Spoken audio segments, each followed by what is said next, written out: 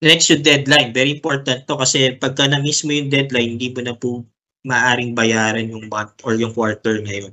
For our self-employed, voluntary, and non-working spouse member, ang deadline ng kanilang pagbabayad ng contribution is last day of the month following the applicable month or calendar quarter. Ano ibig sabihin nito? Let's say you're paying for January.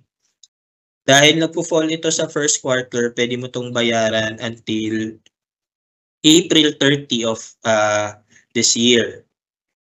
Yung let's say magbabayad ka naman, let's say a manner ng payment mo every 3 months or every quarter, January, February, March, na pina-generate mong PRN, pwede mo siyang bayaran hanggang April 30 this year.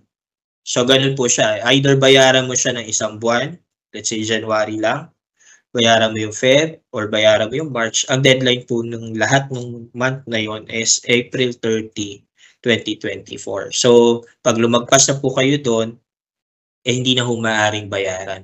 However, kung sakaling yung last day of the month holiday, so maaari po kayong magbayad sa next working day. So kung sakali naman na you're doing it online through your mobile app, ang ginagamit po natin na time and date is yung Philippine Standard Time po, yung basehan natin.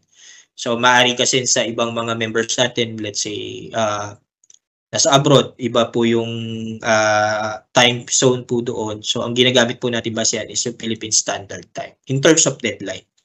So yun. So it's very important din po na pag magbabayad tayo, we consider kailan ba yung deadline para hindi ho natin ma-miss. Kasi sayang naman dahil hindi na nga po natin maaaring balikan pa yung mga na-miss natin na months.